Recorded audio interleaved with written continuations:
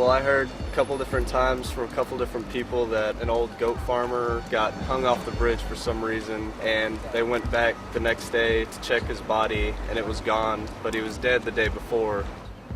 One night it was real late, and we drove out there. It was pitch black, and he slowed down as we went over the bridge, and I could just hear the goat feet just walking across the bridge, clank, clank, clank. Kind of camped under the bridge and waited for a while. I think I was there about 30-45 minutes. Kind of the air got real still. This like cold, like eerie feeling would just kind of like pass through me, kind of set me off a little bit. From what I heard the story was about a goat's head on a human body. But I mean, I've never actually seen it, but I actually went with a couple friends of mine one time underneath this bridge. I never saw anything, but I heard noises. But then on the way out, man, I swear, I felt like some horns poking me on the back as I was leaving. Today we went and investigated the Alton Bridge phenomenon, which is also known as Goatman's Bridge, to see if there's anything that actually coincides with the legends or rumors that circulate this bridge. Dallas Area Paranormal Society was founded in 2001. We came out here tonight to judge whether or not if there was really any activity we could experience here at Alton Bridge. We did a couple different locations. We used various pieces of equipment, including digital recorders, K2s, and some other devices, handheld cameras, a lot of different things. Is your name Oscar? I think the one thing about this place that makes it unique is the fact that it is a bridge over water, and there is a theory behind spirits in water. It is said that spirits cannot cross water, therefore, being the rustic old bridge that it is and the fact that it's been here for quite some time, I think that's why we may in fact run into paranormal activity, because of that theory. Do you have a problem with there's no record of you ever being here? Do you know why that is? Did they take you out of the records from this area? We've been here. I will probably be going over somewhere between 4 and 5 hours of audio evidence, and I will see what we find. Something was moving. Tracing it all the way from back there. We're going to go through the evidence, we'll see what we got, maybe we picked up on something, and maybe we can actually use that to prove whether or not something's going on here. I'd heard some of the legends before from some people that I knew, and I didn't have any personal experiences. The history behind it is wonderful, and I know that there is a lot of legends and stories behind it, and of course at this point it looks like it is going to remain a legend.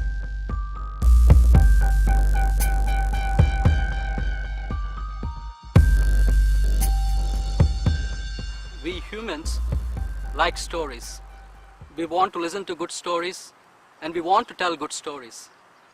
When I first heard of the Goatman legend, I knew that it was not plausible. Some urban legends do have extraordinary claims, but how factual are these urban legends? Most of them are not based on fact. We all like good stories. And urban legends are stories, and they're very interesting because they relate to something that we know, some places or events that we can relate to. Everybody has a unique way of storytelling. They tell you in different ways. The same event, they relate in different ways. They dramatize in a different way. Now, urban legends also are stories, and naturally what happens is an urban legend, as it goes on over the years and over the decades, parts of them are added to it and parts are deleted. And suddenly a person asks a question, well, how did the Goatman die? Well, I don't know the answer, but I'm not going to disappoint my friend telling I don't know the answer. Oh, well, I saw a car and it pushed the Goatman over. Well, there is a simple enough answer. Well, is it based in fact? Probably not, because no one really knows how the Goatman died. But the legends, the urban legends, they continue on, and whatever makes sense to them, they add and delete. Ultimately, you can tell that the whole story is false.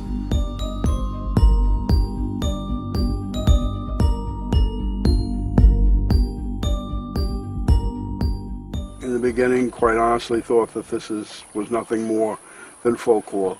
On the other hand, there is some sort of paranormal activity. The ASUP was founded almost 40 years ago in New York City. We're best known for debunking the book The Amityville Horror. Several years ago now, the ASUP was asked if we would like to take a look at Old Alton Bridge. Now, you have to understand, haunted bridges, haunted railroad crossings are a local phenomenon. They exist everywhere. And in looking at the original folklore, we could see how some of the information that we gleaned about Old Alton Bridge was being duplicated not that far away at another old bridge. People do create video clips and the like that make all sorts of claims. They say that someone was hung from the bridge in the 1870s. That would be a pretty good trick considering the bridge was built in 1887. They say that someone was pushed off the side of the bridge.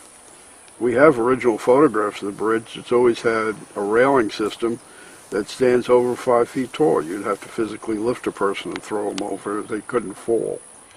I actually found out what was not true, which was no recorded history or newspaper articles about the lynchings. We don't like to assume anything. So basically I looked at all the internet sources, books. I contacted both historical societies in Denton. On the other hand, we do have the historical record of a family that lived on the property long before the Civil War.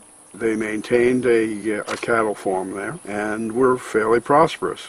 We know exactly where they lived. We know exactly how they died.